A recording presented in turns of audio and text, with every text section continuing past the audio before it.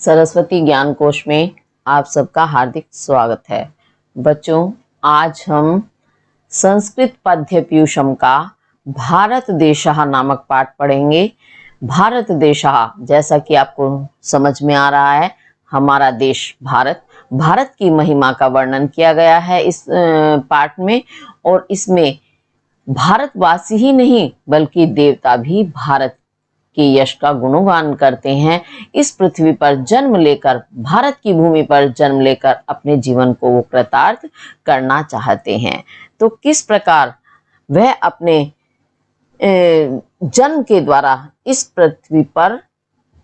पृथ्वी को, यानी पृथ्वी से मतलब पृथ्वी तो बहुत बड़ी है, यानी भारत की भूमि को वो अपने जन्म से पवित्र करते हैं और अपने जन्म से तो भारत भूमि को पवित्र करते हैं और जन्म लेकर स्वयं भी इस भारत भूमि पर वो जन्म प्राप्त करके स्वयं भी पवित्र हो जाते हैं, महान हो जाते हैं। ऐसा वर्णन इसमें किया गया है। चलिए देखते हैं, श्लोक देखेंगे और श्लोक पढ़ करके आपको समझ आएगा। देखते हैं पहला श्लोक। देवता जो गुणगान करते हैं। गायन्ति देवः किल गीतकानि धन्यास्तु ते भारत भूमि भागे स्वर्ग अपवर्गास्पद हेतु भूते भवन्ति भूयः पुरुषा सुरत्वात्। तो क्या गाते हैं देवता? देवा यानी देवता। किल शब्द का कई बार अर्थ निकलता है और कई बार ये वाक्य पूर्ति के लिए श्लोक में रख दिया जाता है, इसका वहां कोई अर्थ नहीं होता। अच्छा, पहले इसका हम अर्थ समझने से पहले चीज जान लेते हैं। जो भी पद्य, कविता इत्यादि होते हैं, उन्हें छंद में वो बंधे होते हैं, तो छंदों में बंधने के कारण उनका क्रम शब्दों का आगे पीछे हो जाता है। सही से अर्थ हम कब समझ पाते हैं किसी भी वाक्य का? जब वे शब्द सही क्रम में लगे होते हैं। अगर शब्दों को आगे पीछे कर देते हैं तो वो हमें अर्थ समझ नहीं आता। लेकिन काव्य में उसे गेयात्मक यानी गाने योग्य बनाने के लिए शब्दों का क्रम बदल जाता है। फिर जब हम उसका अर्थ निकालते हैं तो उन्हें फिर से हम क्रम में लगाते हैं, तो उसे क्रम में लगाने को ही संस्कृत में अन्वय बोलते हैं। तो मुझे अब इसका अर्थ आपको समझाना है, तो इसलिए मैं एक एक शब्द को जो सही क्रम में लगा करके आपको बोलूंगी। तो सही क्रम में लगाना यानी मैं एक शब्द कहीं से उठाऊंगी, उसके बाद जो क्रम में आ रहा होगा तो दूसरी जगह से उठाऊंगी, जिससे कि आपका अन्वय हो जाए और आपको अर्थ सही से समझ आ जाए। चलिए तो अब देखते हैं। देवहा, देवता। किल, निश्चित रूप से। गीतकानी, गीतों को। अब गीतकानी बहुवचन का है, तो एक गीत नहीं, बहुत सारे। बहुवचन का मतलब होता है बहुत सारे, 3 या 3 से अधिक। तो गीतकानी, गीतों को। गायन्ति, गाते हैं। स्वर्ग आप जानते हैं जो देवताओं का निवास स्थान माना जाता है। अपवर्गः, अब इसे आप विच्छेद करेंगे तो इसमें कई सारे शब्द मिले हुए हैं। स्वर्ग जमा अपवर्गः जमा पद हेतु भूते। तो स्वर्ग आप जानते हैं। स्वर्ग। अपवर्गः, अपवर्ग का अर्थ होता है मोक्ष। स्वर्ग और मोक्ष के पद हेतु भूते, पद यानी स्थान के, हेतु भूते साधन, जो स्वर्ग और मोक्ष के स्थान के साधन स्वरूप हैं, ऐसे सुरत्वात, अपने सुर कहते हैं देवता। सुरत्वात, अपने देवत्व को, देवपन को त्याग करके, भूयः, फिर से, पुरुषः, पुरुष मनुष्य के रूप में, भवन्ति, होते हैं। ते, वे कौन? वे देवता। भारत भूमि भागे, भारत का जो भूमि वाला भाग है, अर्थात भारत की भूमि पर, भूयः, फिर से, सुरत्वात्, अपने सुरत्व को, देवत्व को त्याग करके फिर से, पुरुषः, पुरुष, भवन्ति, होते हैं। ते तु, वे तो, धन्या, धन्य हैं। अब ये आपको ऐसे समझ नहीं आया होगा, कोई शब्द मैंने कहीं से उठाया है, कोई कहीं से उठाया है क्रम में लगाने के लिए, तो ये आपको समझ में तब आएगा। एक बार इसको मैं अपने शब्दों में आपको समझा देती हूँ। तो इसमें जो देवता गीत गाते हैं, कहाँ के गीत गाते हैं? भारत की भूमि के। क्या गीत गाते हैं कि ये भारत की भूमि जो है कैसी है? जो स्वर्ग और मोक्ष दोनों की साधन स्वरूप है। यानी अगर किसी व्यक्ति को स्वर्ग प्राप्त करना है या किसी को मोक्ष की इच्छा है तो उसे भारत की भूमि पर जन्म लेना होगा।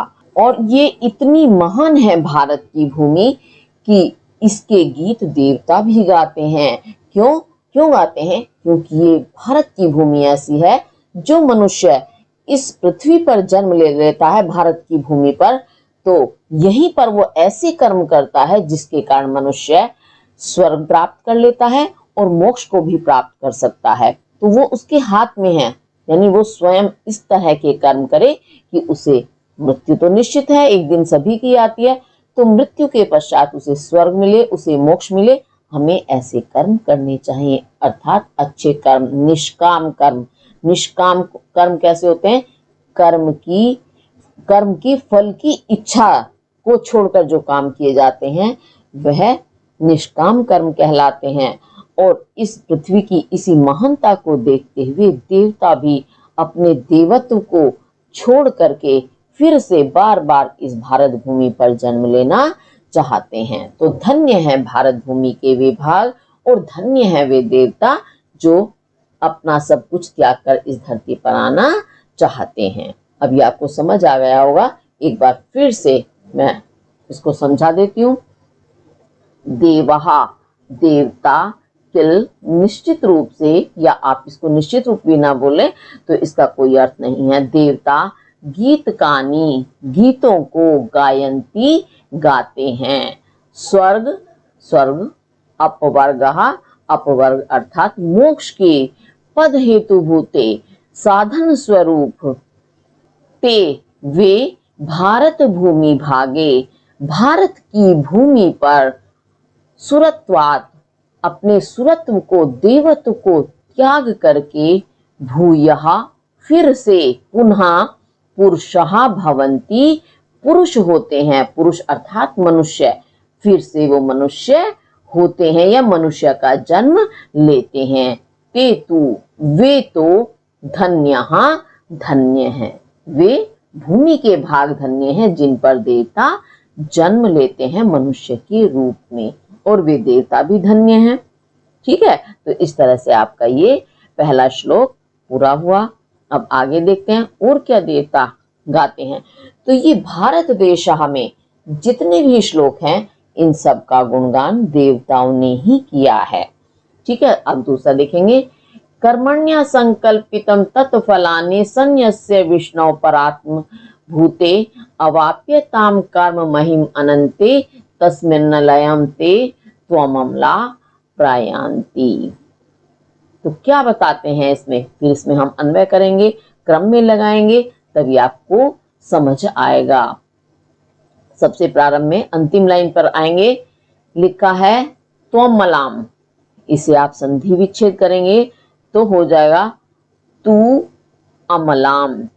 तो ते वे तू तो का मतलब है तो ते वे तो वे तो ताम उस कर्म महिम, कर्म की मही कहते हैं पृथ्वी को, तो कर्म की भूमि को या कर्म की पृथ्वी को अवाप्य प्राप्त करके, और अमलाम ने कर्म की भूमि को प्राप्त करके, और ये इसे आप संधि विच्छेद करेंगे तो बनेगा कर्मणि जमा असंकल्पितम जमा तत्फलानि। तो असंकल्पितम, संकल्पित करना अर्थात संकल्प लेना, और असंकल्पित जिसका हमने संकल्प नहीं लिया है वह असंकल्पित कहलाएगी। यानी संकल्प, हम जब भी कोई कर्म करते हैं तो एक संकल्प लेकर के, संकल्प यानी कोई एक कारण लेकर के करते हैं कि हम जब इस काम को शुरू कर रहे हैं तो हमें इसका फल मिलेगा। लेकिन जब हमने उसका कोई फल के बारे में नहीं सोचा, सिर्फ सामने हमारे कार्य आया और हमने उसे संपन्न कर दिया, तो हमने उसके लिए कोई संकल्प नहीं लिया। अर्थात फल की इच्छा से रहित होकर अनासक्त भाव से उसमें हमारा कोई भी स्वार्थ नहीं है। तो असंकल्पितम, संकल्प रहित अनासक्ति भाव से कर्माणि, कर्मों को, तत्फलानी, और तत् उसके, फलानी फलों को। अब ये कर्माणि भी बहुवचन है और फलानी भी बहुवचन है, तो इसका मतलब है बहुत सारे कर्म, जो भी कार्य हमें मिले उन कर्मों को, तत् और उसके फलानी फलों को परमात्म भूते, परमात्मा यानी परमात्मा, भूते स्वरूप, परमात्मा स्वरूप विष्णु को संयंस्य समर्पित करके, अर्पित करके, और तस्मिन उस अनंते, अनंते जिसका कोई अंत ना हो, अंतहीन, लयम, उस अंतहीन में लयम, लय को प्रयांति प्राप्त हो जाते हैं। अभी आपको ऐसे समझ नहीं आया होगा, आप एक बार इसको मेरे शब्दों में समझे। क्या कहते हैं देवता कि वे, तो वे कौन? वे जो इस भारत की भूमि पर जन्म लेते हैं, और इस भारत की भूमि को उन्होंने विशेषण दिया है कर्म महिम। कर्म की जो मही पृथ्वी है, यानी जहां पर कर्म की प्रधानता है, क्योंकि पृथ्वी के वासी और पृथ्वी में भी भारतवासी, जो भारतवासी हैं वो इस पृथ्वी पर, भारत की भूमि पर जन्म लेकर क्या करते हैं? कर्म करते हैं। और उन कर्मों को कैसे करते हैं? बिना संकल्प के, अर्थात अनासक्त भाव से करते हैं। अनासक्त यानी कर्म करना हमारा कर्तव्य, फल की इच्छा नहीं, ये वाली भावना है वो असंकल्पित कहलाएगी। और उसके फल को, यानी जो से हमें उसका फल प्राप्त होगा कर्म करने के पश्चात, उसे ये नहीं कि नहीं हमें भोगना है, नहीं, उसे भी भगवान को समर्पित कर देते हैं। कौन से परमात्मा को? भगवान विष्णु को समर्पित करके, और वे उस अनंत में, अनंत क्या है? जिसका कोई अंत ना हो, वह कौन है? एकमात्र परम ब्रह्म है, ईश्वर है, मोक्ष है वह चीज जो अनंत है, जिसका कोई अंत नहीं है। उसी में वे पवित्र होकर के लीन हो जाते हैं, अर्थात मोक्ष प्राप्त कर लेते हैं। अच्छा, उसके साथ ये एक और है, ये तू अमलाम, मल यानी गंदगी, और अमल जो गंदा ना हो, अर्थात पवित्र, पवित्र हो जाते हैं, क्योंकि कर्म हमें मिला, हमने उस कर्म को अपना कर्तव्य समझकर पूर्ण किया, और फिर उसका जो फल हमारे सामने आया उसे भी वो ईश्वर के सामने समर्पित कर देते हैं कि भगवान, इसमें मेरा कोई भी अपना स्वार्थ नहीं है, ये जिसके लिए भी है, जैसे भी है, आपने दिया है ठीक है। बस ये नहीं है कि नहीं मैंने ये मेहनत की थी और मैंने ऐसे किया था तो मुझे ये नहीं मिला। जब हम इस तरह से करते हैं और इसका जो फल मुझे ही मिलेगा, मैं ही भोगूंगी, तो इस तरह से हम क्या होते हैं? हम कर्मों में लिप्त हो जाते हैं, फिर हमें मोक्ष की प्राप्ति नहीं होती और हम अपवित्र भी हो जाते हैं। क्यों? हम स्वार्थ से युक्त उस समय हो जाते हैं कर्म करने के पश्चात जब फल मिलता है। लेकिन जिसने फल की इच्छा किए बगैर कर्म किया और जो फल मिला वो भी ईश्वर को समर्पित कर दिया, तो वह व्यक्ति कैसा हो गया? वो पवित्र हो गया, अमल हो गया।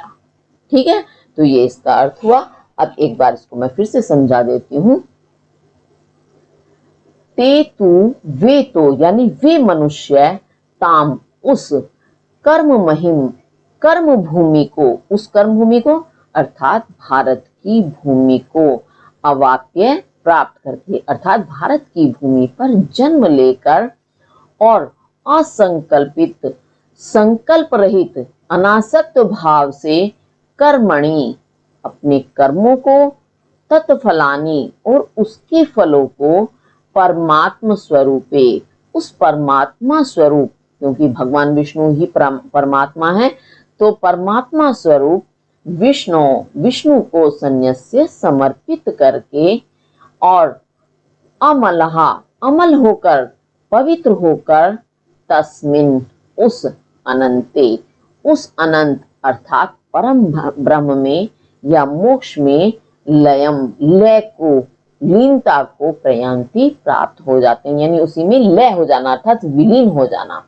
उसी में ही मिल जाते हैं अनंत में अर्थात ब्रह्म में, परम ब्रह्म में, ईश्वर में जाकर मिल जाते हैं। फिर उनका कोई अस्तित्व अलग नहीं रहता, फिर वे परमात्मा स्वरूप हो जाते हैं, क्योंकि उसी परमात्मा में मिल जाते हैं, लीन हो जाते हैं। तो इस प्रकार आपका ये वाला श्लोक भी पूरा हुआ। आगे देखते हैं और क्या कहते हैं देवता। अहो भुवः सप्त समुद्रवत्यः द्वीपेषु वर्षेषु अधिपुण्यमेतत् गायन्ति अत्रत्या जनाः मुरारेर्भद्राणि कर्मण्या अवतारवन्ति। और क्या कहते हैं देवता कि अहो, अरे बड़ा आश्चर्य होता है उन्हें जो भारत भूमि पर जन्म लेता है उनके विषय में, और भारत भूमि की प्रशंसा करते हुए आश्चर्यचकित होते हुए कहते हैं देवता अहो, अरे, क्योंकि ये जो है विस्मयादि बोधक शब्द है। अहो, अरे, सप्त समुद्रवत्यः, सप्त सात, समुद्रवत्यः समुद्रों से युक्त, 7 समुद्रों से युक्त, समुद्र आप जानते हैं सागर, तो 7 समुद्रों से युक्त भुवः, भुवः कहते हैं पृथ्वी, पृथ्वी पर द्वीपेषु, द्वीपों में, द्वीप बहुत सारे हैं तो उन द्वीपों में, अब ये भी आप विच्छेद करेंगे अगला शब्द वर्षेषु लिखा है ना, तो वर्षेषु जमा अधि पुण्यम जमा एतत्, तो द्वीपेषु द्वीपों में, वर्षेषु वर्षों में, वर्ष कहते हैं देश, देशों में, द्वीपों में, देशों में, एतत् यह अधिपुण्यम, अधिपुण्यम यानी अधिक पवित्र है, अत्रत्यः जनाः यहाँ के लोग, मुरारे, मुरारी कौन है, मुर एक राक्षस का नाम था, उसका अरि शत्रु, अरि कहते हैं शत्रु को, तो मुरारी का जो शत्रु है वो कौन है, भगवान विष्णु है, क्योंकि मूर नाम के राक्षस का वध भगवान विष्णु ने किया था।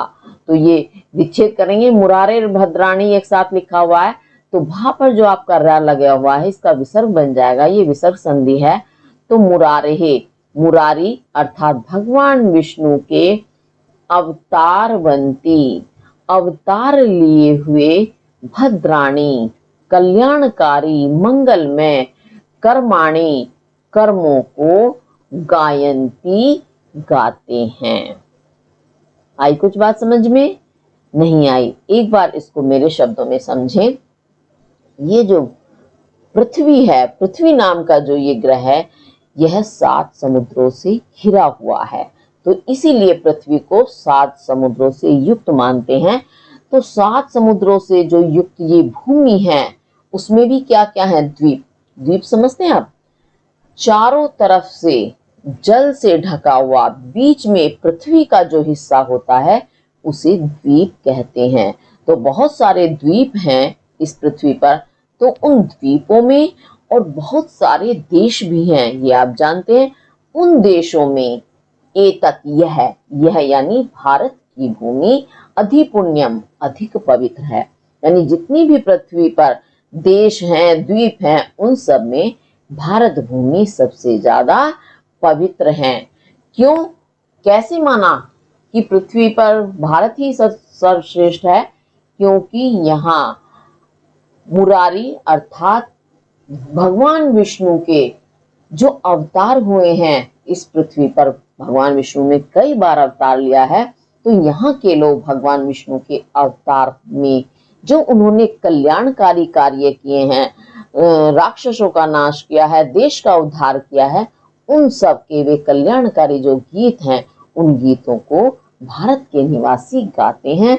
इस कारण ये भारत भूमि सबसे महान है, क्योंकि और द्वीपों पर और देशों में कहीं भी भगवान जन्म नहीं लेते, जन्म लेते हैं तो भगवान विष्णु सिर्फ इस भारत की भूमि पर ही जन्म लेते हैं। इसी कारण हमारी भारत भूमि सर्वश्रेष्ठ मानी जाती है। अभी आपको समझ आ गया होगा, एक बार फिर से हम इसको देख लेते हैं। अहो, अरे, सब समुद्रवत्यः 7 समुद्रों से युक्त, भुवः पृथ्वी पर, द्वीपेषु द्वीपों में, वर्षेषु देशों में, एतत् यह यानी भारत की भूमि, अधिक पुण्यम, अधिक पवित्र है। अत्रत्यः जनः, यहाँ के जन, यहाँ के व्यक्ति, मुरारेः, मुरारी के, भगवान विष्णु के अवतारवंती, अवतारों से युक्त, अवतार के समय में किए गए कर्माणि, कर्मों को, कर्म भी कैसे हैं, भद्राणी, कल्याणकारी, मंगलमय कर्मों को गायंती, गाते हैं। क्यों, कैसे गाते हैं, भगवान विष्णु के इतने अवतार हुए हैं, उनकी कहानी हम सुनते हैं, है ना, तो उनका गुणगान करते हैं। हमारे इतने सारे धार्मिक ग्रंथ हैं, उन सब में भगवान की जो उन्होंने अवतार लेकर इस पृथ्वी पर कल्याणकारी कार्य किए हैं, उन सब का हम गुणगान करते हैं, भजन के रूप में, कीर्तन के रूप में, कथा के रूप में, कहानी के रूप में, शास्त्रों को पढ़कर, और जैसे कि अभी भी हम गुणगान ही कर रहे हैं, है ना। तो इस कारण ये पृथ्वी बहुत महान है। कहने का तात्पर्य है कि भगवान स्वयं इस पृथ्वी पर जन्म लेते हैं, तो इस कारण वो चीज तो पवित्र होगी ही होगी। चलिए आगे देखते हैं, आगे क्या बताते हैं। अहो अमीशाम किम अकारी शोभनम, प्रसन्न एशाम स्विदूत स्वयं हरिः, येर जन्म लब्धम नृषु भारताजीरे, मुकुंद सेवोपाइकम स्पृहा ही नहा। अब क्या कहते हैं इसमें, देवता अहो, अरे यही जिनके द्वारा भारत अजीरे, भारत के, अजीर कहते हैं आंगन या भूमि पर, भारत की भूमि पर या भारत के आंगन में, मुकुंद सेवोपाइकम, मुकुंद नाम है भगवान विष्णु का, तो भगवान विष्णु के सेवा, सेवा के, उपाइकम, उपाय कहते हैं साधन, तो साधन स्वरूप भगवान विष्णु की सेवा के साधन स्वरूप नृषु, नृषु कहते हैं, नृ कहते हैं मनुष्य, मनुष्य योनि में या मनुष्य के रूप में जन्म लब्धम, जन्म लिया गया है, अमीशाम, इनके द्वारा, शोभनम, सुंदर, कल्याणकारी, किम, क्या, अकारी, किया गया है, एशाम, इन पर, स्विद उत, तो स्विद उत्कार या भी हो सकता है अथवा या क्योंकि, क्योंकि एशाम, इन पर, स्वयं, स्वयं अपने आप, हरि, हरि भगवान विष्णु का नाम है, तो भगवान विष्णु प्रसन्न, प्रसन्न हैं, ही क्योंकि, नहा, हमारी स्पृहा, स्पृहा है, स्पृहा कहते हैं इच्छा, हमारी इच्छा है। अच्छा एक चीज और देखिएगा, ना, और यह ना के बाद विसर्ग लगा हुआ है, कई बार ना खाली लिखा होता है तो उस ना का अर्थ होता है नहीं, नकारात्मक, निषेधात्मक, और जब ना के बाद विसर्ग लग जा होता है तो इसे बोलते हैं नहा, तो इस नहा का अर्थ होता है हमारा या हम, तो ही क्योंकि नहा, हमारी स्पृहा, इच्छा है। अभी आपको समझ नहीं आया होगा, इसको एक बार मेरे शब्दों में समझ लीजिएगा। देवता बताते हैं कि जिनके द्वारा, अर्थात जिन मनुष्यों के द्वारा इस मनुष्य जाति के रूप में जन्म लिया गया है, कहाँ, इस भारत की भूमि पर, और भारत की भूमि पर जन्म लेकर क्या होता है, वहां एकमात्र भगवान विष्णु की सेवा ही एक ऐसा साधन है जिसके द्वारा मनुष्य इस पृथ्वी पर जन्म लेता है, मनुष्य के रूप में जन्म लेता है। और इन पृथ्वी पर जन्म लेने वाले, पृथ्वी यानी भारत की पृथ्वी पर जन्म लेने वाले इन मनुष्यों के द्वारा ऐसा कौन सा शुभ कर्म किया गया है कि भगवान हरि, भगवान विष्णु स्वयं इन पर प्रसन्न हैं, और हमारी भी इच्छा है कि हम भी इसी प्रकार इस पृथ्वी पर यानी इस भारत की भूमि पर जन्म प्राप्त करें, ये उनकी इच्छा है।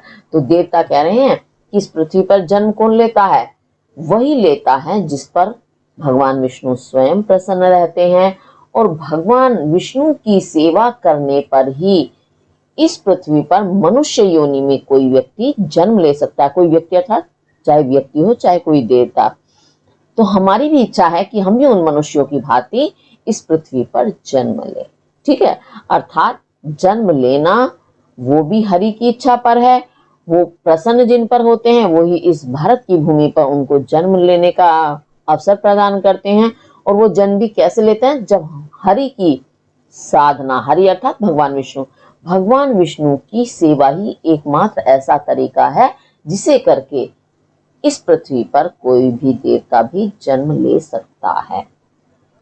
और वो सेवा भी कहाँ करेंगे, स्वर्ग में तो सेवा करने का अवसर ही नहीं है, वहां तो सारी सुविधाएं ऐसी ही मिल जाती हैं।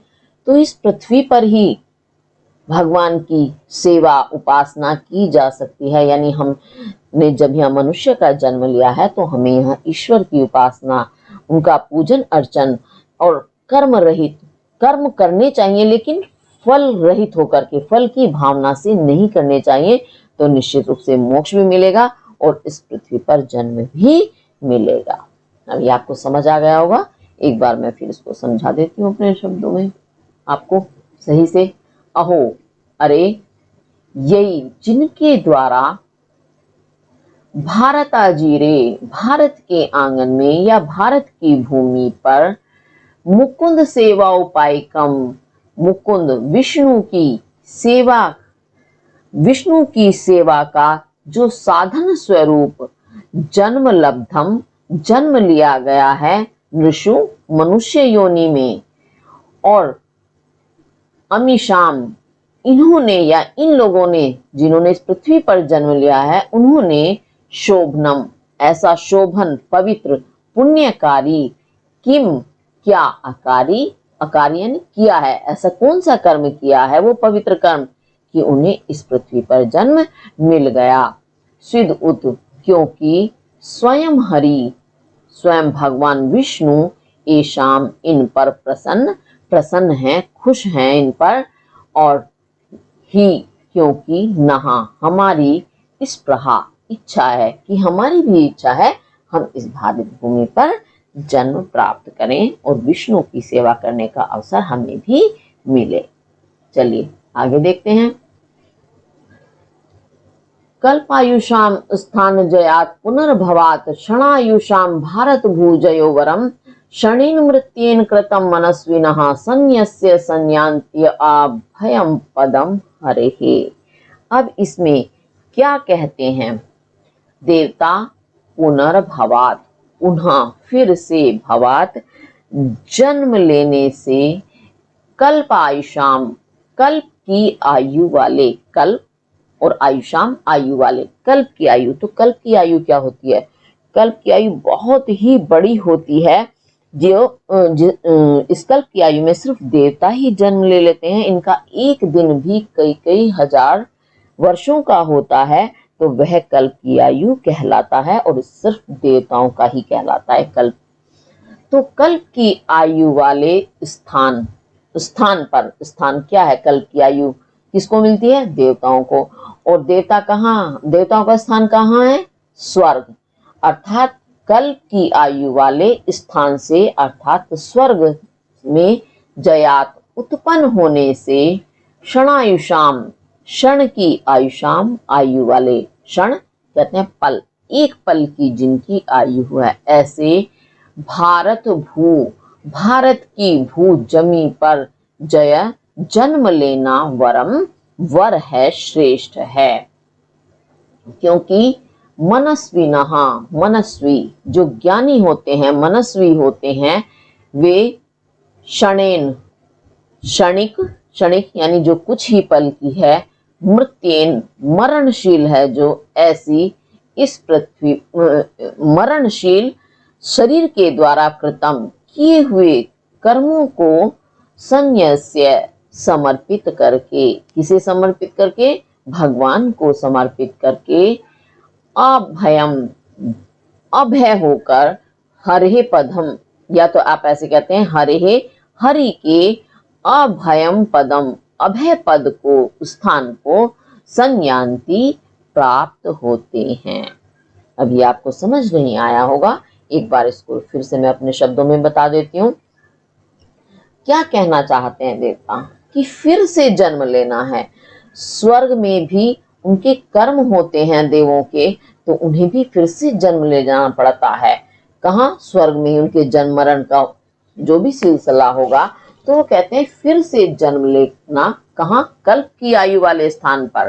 तो जहां मनुष्यों की आयु कल्प के बराबर है, तो एक कल्प में भी जैसा कि मैंने बताया था कि एक दिन भी कई कई हजार वर्षों का होता है।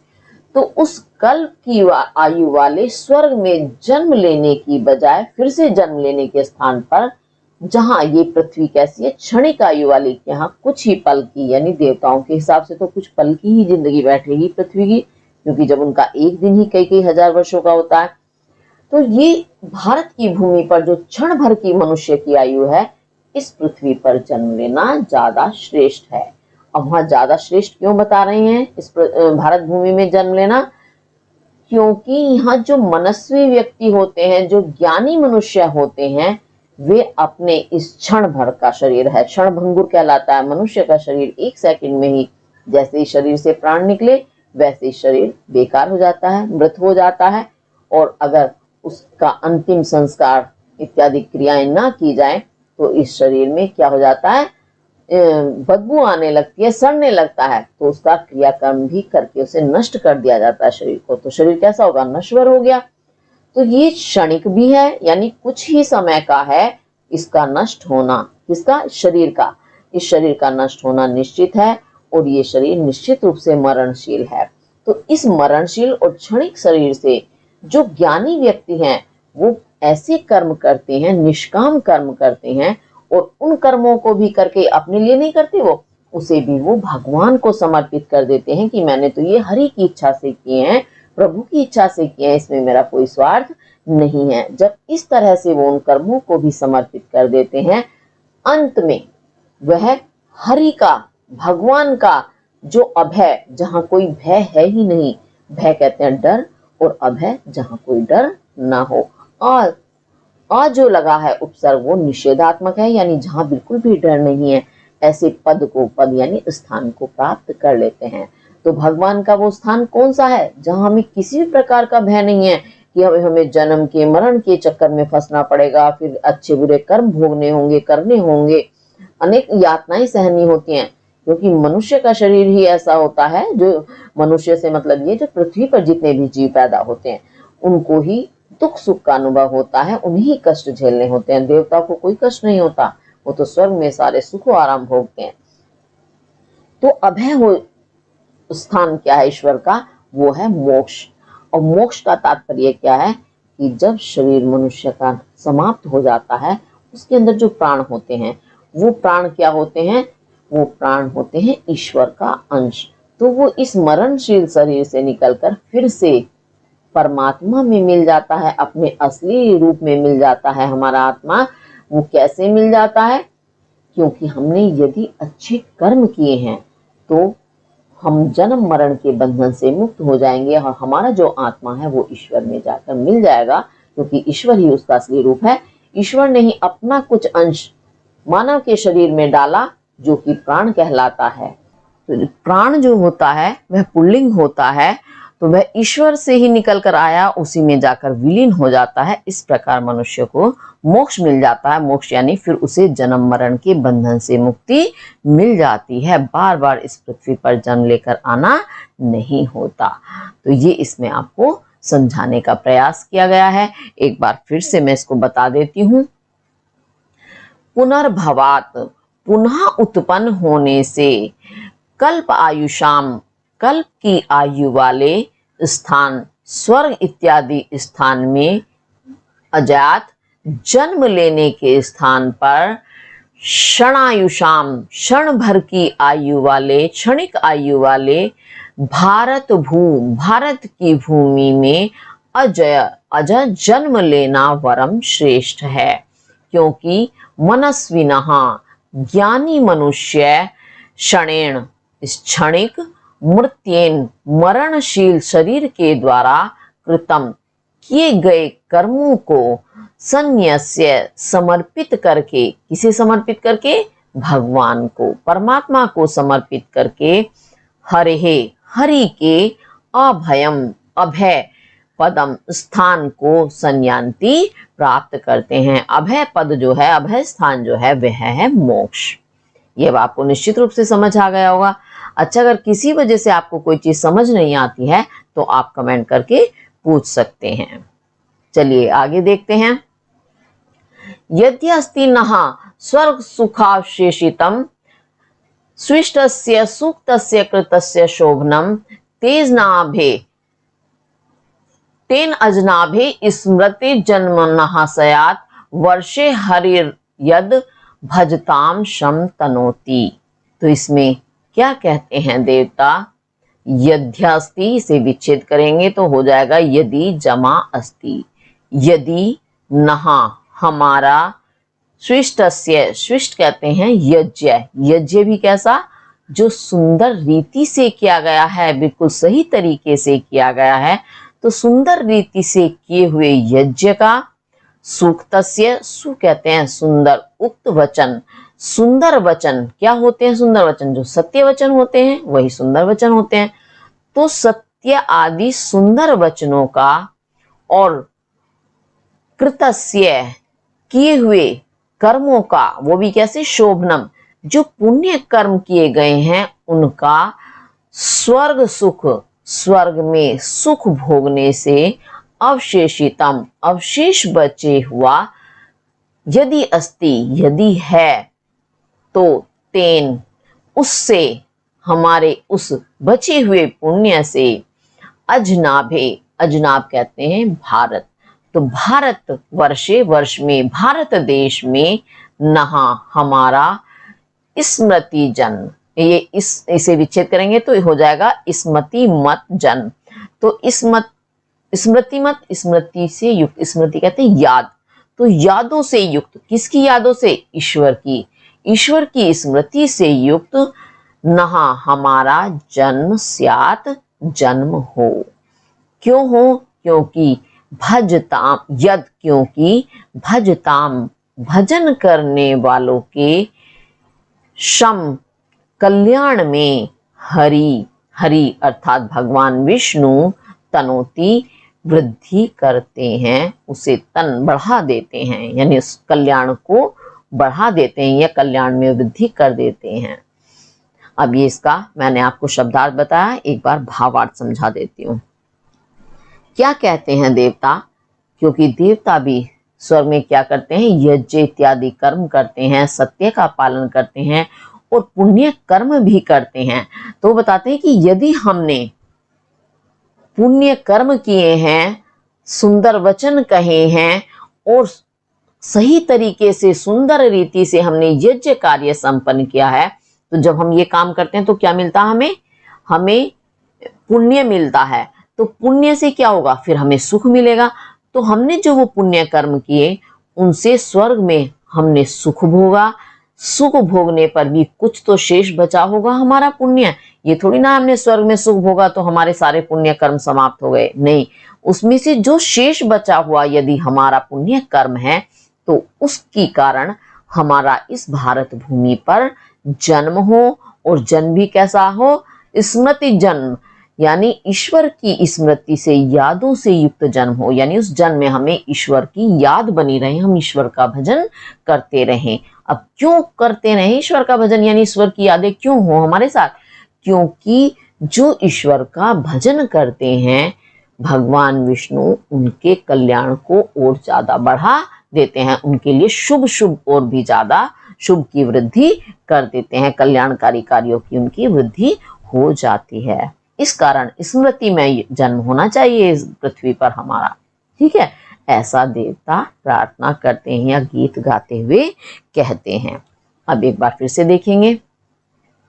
यदि स्विष्टस्य, सुंदर रीति से किए हुए यज्ञ का, सूक्तस्य, हमारे सत्य इत्यादि सुंदर वचनों का, और शोभनम, सुंदर पुण्यकारी कृतस्य, किए हुए कर्मों का, स्वर्ग सुख, स्वर्ग का सुख भोगने से, अवशेषितम, शेष बचा हुआ पुण्य कर्म, अस्ति है, तो तेन, उससे क्योंकि पृथ्वी पर जन्म कब होता है? जब हमने पुण्य कर्म किए होंगे। अब वो पुण्य कर्म भी हमने वैसे तो स्वर्ग में सुख भोग लिया है, लेकिन अगर शेष हमारे बचे हुए हैं तो तेन, उससे, यानी उस पुण्य कर्म से, अजनाभे, भारत, वर्षे देश में नहा हमारा स्मृति से युक्त, स्मृति से अर्थात ईश्वर की यादों से स्मृति से युक्त जन्म स्यात्, जन्म हो। यद क्योंकि भजताम, भजन करने वालों का, ईश्वर का भजन करने वालों के शम कल्याण में हरि भगवान विष्णु तनोति वृद्धि करते हैं। ये इसका शब्दार्थ और भावार्थ हुआ। आगे देखते हैं और क्या कहते हैं देवता। संचितम सुमहत पुण्यम अक्षयम अमलम शुभम कदा वयम न लप्स्यामो जन्म भारत भूतले। तो और क्या कहते हैं वो, अब इसे हम विच्छेद करेंगे तो पुण्यम जमा अक्षयम जमा अमलम। तो देवता कहते हैं अक्षयम, अक्षय, क्षय जो नष्ट हो जाए और अक्षय जो नष्ट ना हो, नष्ट ना होने वाले, अमलम मल गंदा और अमल जो गंदा ना हो अर्थात पवित्र। तो अक्षयम नष्ट न होने वाले, अमलम पवित्र, शुभम सुंदर पवित्र कल्याणकारी, सुमहत सु बहुत ही अधिक महत्तम विशाल, पुण्यम पुण्य, वयम हमारे द्वारा या हमने, संचितम संचित कर लिया है, संचित कहते हैं इकट्ठा करना, तो इकट्ठा कर लिया है। तो कदा कब हम भारत भूतले, भारत के भूतल तल पर, भारत की भूमि पर जन्म लप्स्यामो प्राप्त करेंगे, या हाँ यही होगा कि हम कब भारत की भूमि पर जन्म प्राप्त करेंगे। फिर से देखेंगे एक बार इसको। अच्छा पहले एक बार मैं अपने शब्दों में समझा देती हूँ। देवता कहते हैं कि हमने अक्षय, अक्षय यानी कभी ना नष्ट होने वाला, और पवित्र और शुभ बहुत ही अधिक मात्रा में पुण्य इकट्ठा कर लिया है। तो अब ये बताइए कब इस भारत की भूमि पर हमारा जन्म होगा, हम कब जन्म लेंगे भारत की भूमि पर। क्योंकि यही कहा जाता है ना कि जिन्होंने कभी ना नष्ट होने वाला पवित्र पुण्य कर्म इकट्ठे कर लिए हैं, यानी इतने ज्यादा किए हैं कि वो उनका जो सारा फल है वो आज हमारे पास है, वे पुण्य कर्म। तो अब जब हमने तो इकट्ठा भी कर लिया, अब हमें कब भारत की भूमि पर जन्म मिलेगा। तो वो पूछ रहे हैं क्योंकि जब जन्म फल इकट्ठा हो जाता है तभी तो जन्म मिलता है, अब तो इकट्ठा भी हो गया फिर भी जन्म नहीं मिल रहा। तो अब बताओ हमें कि कब हमारा भारत में जन्म होगा। ठीक है, बहुत आसान है, इसमें कुछ नहीं है। एक बार फिर से देखते हैं। अक्षयम अक्षय कभी ना नष्ट होने वाले, अमलम पवित्र, शुभम शुभ कल्याणकारी, सुमहत सु यानी बहुत ही अधिक, महत अधिक मात्रा में, बहुत ज्यादा मात्रा में, पुण्यम पुण्य, वयम हमने, संचितम संचित कर लिया है, इकट्ठा कर लिया है। तो कदा कब, भारत भूतले भारत की भूमि पर, जन्म लप्स्यामो प्राप्त करेंगे, या हम भारत की भूमि पर जन्म क्यों प्राप्त, ना भी आ रहा है, नहीं कर रहे हैं। तो और कदा कब करेंगे, क्यों नहीं कर रहे हैं और कब करेंगे, ऐसा वो प्रश्न करते हैं। ठीक है, ये आपको समझ आ गया होगा। अब आगे देखते हैं।